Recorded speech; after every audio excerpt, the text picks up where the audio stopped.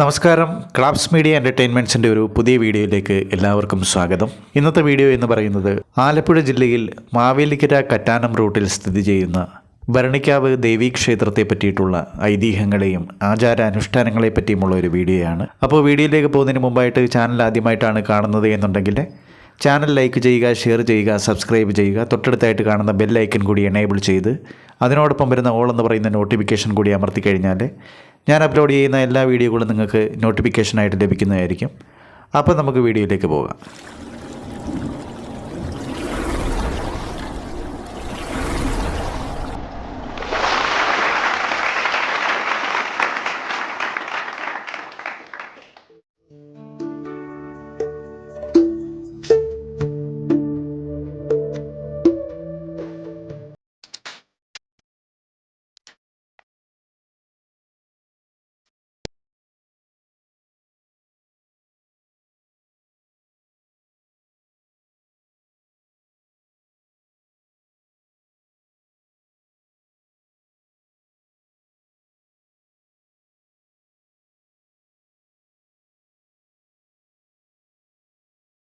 ഇത് ഭരണിക്കാവ്.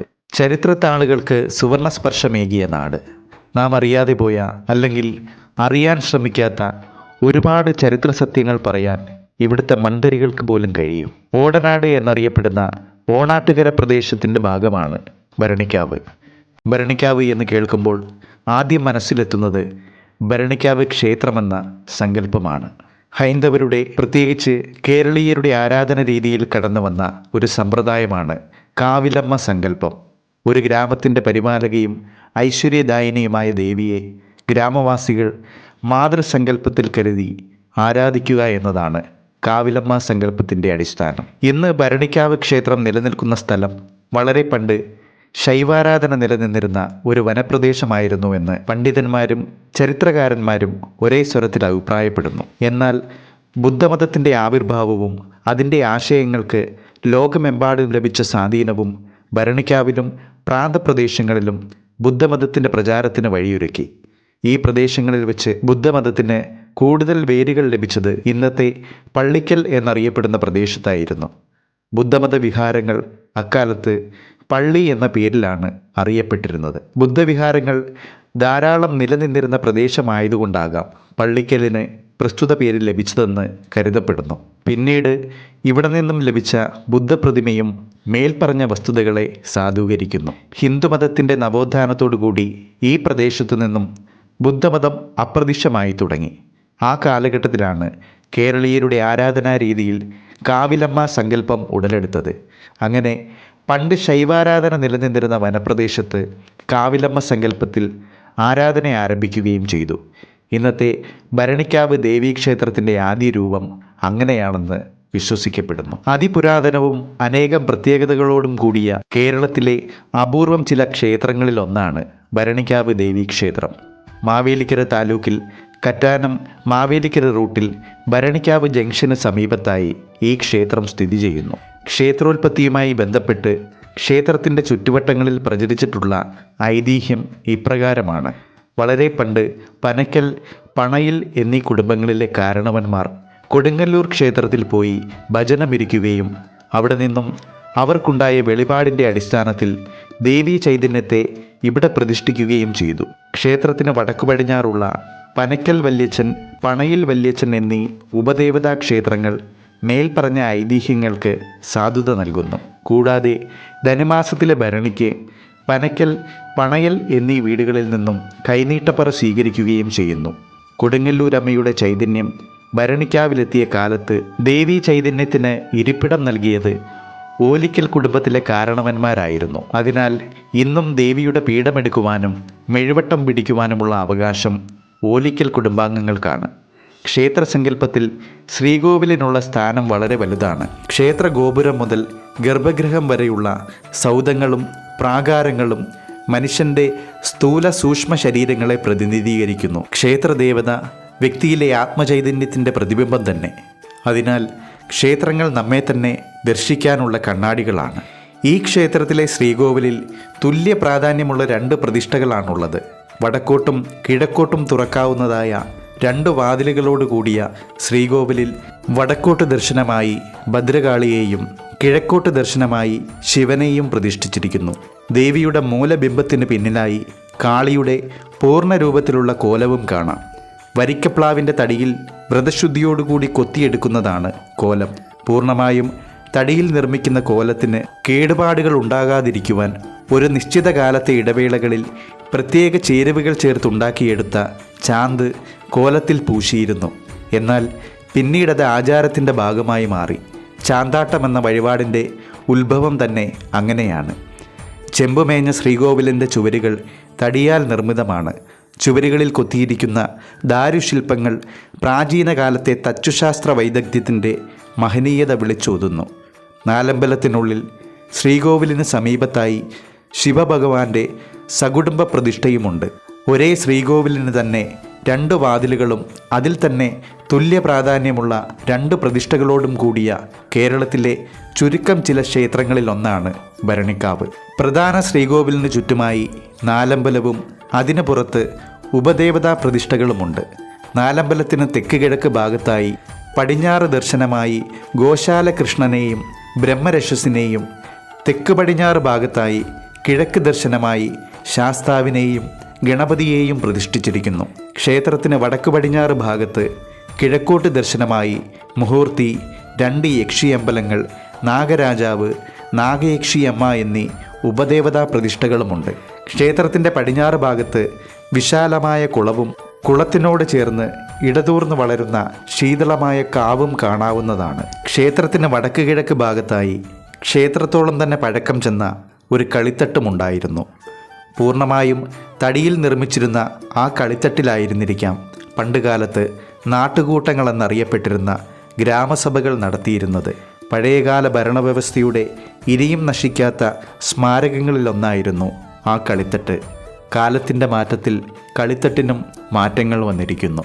ക്ഷേത്രത്തിൻ്റെ വടക്കുഭാഗത്തായി കിഴക്കോട്ട് ദർശനമുള്ള ഒരു ബുദ്ധപ്രതിമ പണ്ട് കാണാമായിരുന്നു. എന്നാൽ ഇന്ന് ബുദ്ധപ്രതിമയുടെ പ്രതിഷ്ഠ ക്ഷേത്രത്തിന് വടക്കുഭാഗത്തായി വടക്കോട്ട് ദർശനമായി മാറ്റി പ്രതിഷ്ഠിച്ചിരിക്കുന്നു. ബുദ്ധമതത്തിൻ്റെ യൗവന കാലഘട്ടത്തിൽ കേരളത്തിലെ മറ്റു പ്രദേശങ്ങളിലെ പോലെ ഈ പ്രദേശത്തും ബുദ്ധമതത്തിൻ്റെ സ്വാധീനം വളരെയധികം വ്യാപിച്ചിരുന്നു. കേരളത്തിൻ്റെ ഇതര ഭാഗങ്ങളിൽ നിന്നും ലഭിച്ച ബുദ്ധപ്രതിമകളേക്കാൾ ആകാരശ്രൗഷ്ഠവവും ശില്പസൗകുമാര്യവും രൂപഭംഗിയും ഒത്തുചേർന്ന ഒരേയൊരു ബുദ്ധപ്രതിമ ഭരണിക്കാവിലേത് മാത്രമാണ്. ഭൂമിശാസ്ത്രപരമായി നിരവധി പ്രത്യേകതകളുള്ള സ്ഥലമാണ് ഭരണിക്കാവ്. ക്ഷേത്രത്തിൻ്റെ വടക്കുഭാഗത്തായി വിശാലവും വിസ്തൃതവുമായ നടക്കാവ് കാണാവുന്നതാണ്. പൗരാണിക കാലം മുതൽ തന്നെ ക്ഷേത്രവുമായി അഭേദ്യമായ ബന്ധം പുലർത്തി വരുന്ന ഈ നടക്കാവ് ഏകദേശം 1 കിലോമീറ്ററോളം നീളത്തിലും 80 മീറ്ററോളം വീതിയിലും വ്യാപിച്ചു കിടക്കുന്നു. ക്ഷേത്രവുമായി ബന്ധപ്പെട്ട ആചാരാനുഷ്ഠാനങ്ങളിൽ ഈ നടക്കാവിന് വളരെ വലിയ സ്ഥാനമാണുള്ളത്. ഇത്രയും വിസ്തൃതവും വിശാലവുമായ ഒരു നടക്കാവോടുകൂടിയ മധ്യ തിരുവിതാംകൂറിലെ ഒരേ ഒരു ക്ഷേത്രമാണ് ഭരണിക്കാവ്. ചുനക്കര സ്വാമി എന്നറിയപ്പെട്ടിരുന്ന വിമലാനന്ദ യോഗി തിരുവടികൾ ജീവിതാന്ത്യം കഴിച്ചുകൂട്ടിയതും സമാധി പ്രാപിച്ചതുമായ വെട്ടവെളി സച്ചിദാനന്ദാശ്രമം ക്ഷേത്രത്തോട് ചേർന്ന് നടക്കാവിന് പടിഞ്ഞാറ് ഭാഗത്തായി സ്ഥിതി ചെയ്യുന്നു. പണ്ട് ബുദ്ധവിഹാരങ്ങൾക്ക് മുന്നിലായി വളരെ നീളത്തിലും വീതിയിലുമായി വിശാലമായ വീഥികൾ നിർമ്മിക്കുകയും ഒരു പതിവായിരുന്നു. ഇരുവശങ്ങളിലുമായി അപൂർവങ്ങളായ സസ്യങ്ങളും മരങ്ങളും വെച്ച് പിടിപ്പിച്ചിരുന്ന ഈ വീഥികൾ അക്കാലത്തും നടക്കാവ് എന്ന പേരിലാണ് അറിയപ്പെട്ടിരുന്നത്. ക്ഷേത്രത്തിൻ്റെ വടക്കുഭാഗത്തായി കാണപ്പെടുന്ന നടക്കാവും ബുദ്ധമതത്തിൻ്റെ സംഭാവനയാണെന്ന് കരുതപ്പെടുന്നു. വൃശ്ചികം മുതൽ മേടം വരെയുള്ള 6 ഭരണികൾ ഈ ക്ഷേത്രത്തെ സംബന്ധിച്ചിടത്തോളം വളരെയധികം പ്രാധാന്യമുള്ളതാണ്. ഈ 6 ഭരണി ദിവസങ്ങളിലും ദേവീ ചൈതന്യത്തെ കണ്ണാടി ബിംബത്തിലേക്ക് ആവാഹിച്ച് ജീവതയിൽ നടക്കാവിൻ്റെ വടക്കേ അറ്റത്തുള്ള ആൽത്തറ വരെ എഴുന്നള്ളിച്ചു വരുന്നു. പണ്ടുകാലത്ത് കുംഭഭരണിക്ക് ചുറ്റുവട്ടങ്ങളിൽ നിന്നുള്ള തേരും കുതിരയും ഉൾപ്പെടെ നിരവധി കെട്ടുകാഴ്ചകൾ ക്ഷേത്രത്തിൽ എത്തിയിരുന്നതും ഈ നടക്കാവിലൂടെയായിരുന്നു.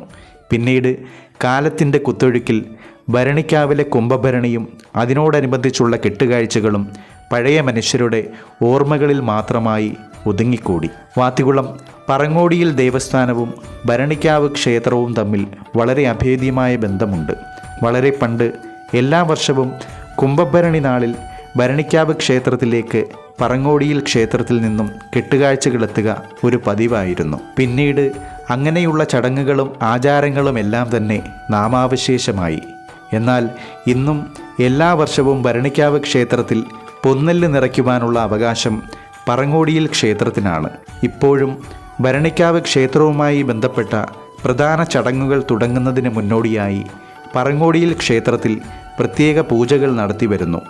ഈ ക്ഷേത്രവുമായി ബന്ധപ്പെട്ട മറ്റൊരു പ്രധാന സ്ഥലമാണ് മീനത്തേത്തറക്കാവ്. ക്ഷേത്രവുമായി ബന്ധപ്പെട്ട നാഗരാജാവ്, നാഗയക്ഷിയമ്മ എന്നീ ഉപദേവതാ പ്രതിഷ്ഠകൾ പണ്ടുകാലത്ത് ഈ കാവിലായിരുന്നുവെന്ന് പറയപ്പെടുന്നു. മനുഷ്യരുടെ കൂട്ടായ്മയുടെയും കായിക അധ്വാനത്തിൻ്റെയും ഉത്തമ ഉദാഹരണങ്ങളാണ് കെട്ടുകാഴ്ചകൾ. ആയിരക്കണക്കിന് ഭക്തജനങ്ങളുടെ ഏകാഗ്രമായ ഈശ്വരസ്മരണയാൽ ക്ഷേത്രങ്ങളിലെ ദേവചൈതന്യം അത്യാധികം വർദ്ധമാനമായി ക്ഷേത്രമതിൽക്കെട്ടുകൾ കവിഞ്ഞ് പ്രദേശമാകെ വ്യാപിക്കുന്ന സമയം കൂടിയാണ് ഉത്സവങ്ങൾ.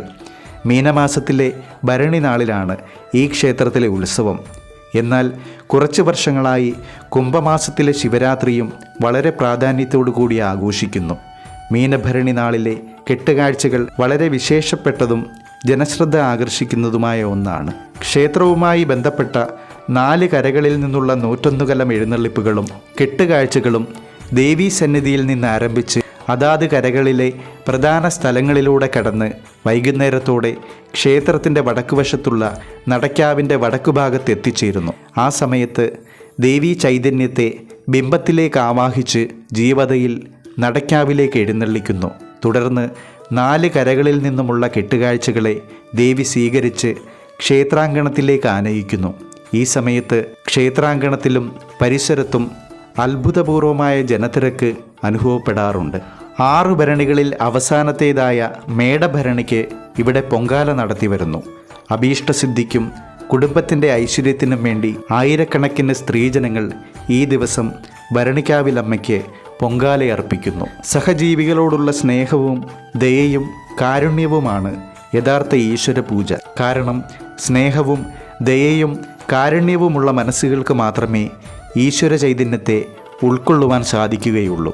ശാന്തവും ഗംഭീരവുമായ ക്ഷേത്രാങ്കണത്തിൽ വെച്ച് നമുക്ക് നമ്മുടെ പ്രാർത്ഥനകളെ അർത്ഥപൂർണമാക്കുവാൻ സാധിക്കും. ദിവ്യങ്ങളായ മന്ത്രതരംഗങ്ങൾ പ്രസരിക്കുന്ന ക്ഷേത്രാന്തരീക്ഷത്തിൽ വെച്ച് ദേവചൈതന്യവുമായി ഏകാംഗമായ മനോദണ്ഡം സ്ഥാപിച്ച അവസ്ഥയിൽ ഭക്തജനങ്ങളുടെ മനസ്സിലുദിക്കുന്ന പ്രാർത്ഥനകൾ സാക്ഷാത്കരിക്കപ്പെടുക തന്നെ ചെയ്യും. എന്തെന്നാൽ ഏകാഗ്രതയുടെ അളവനുസരിച്ച് ദേവിയുടെ സൂക്ഷ്മമായ മന്ത്രതരംഗങ്ങൾ ഭക്തൻ്റെ ശരീരത്തിലും മനസ്സിലും, അങ്ങനെ ഭക്തൻ്റെ ഏകാഗ്രതയുടെയും ദേവചൈതന്യത്തിൻ്റെയും പ്രതിഷ്ഠാസങ്കല്പത്തിൻ്റെയും പ്രഭാവമനുസരിച്ച് കുണ്ടലീന ശക്തിയും ബ്രഹ്മാണ്ടത്തിലെ പരാശക്തിയും ഏകരൂപമായി ചാലിച്ച് ഭക്തൻ്റെ അഭീഷ്ടം സാധിതമാകുന്നു.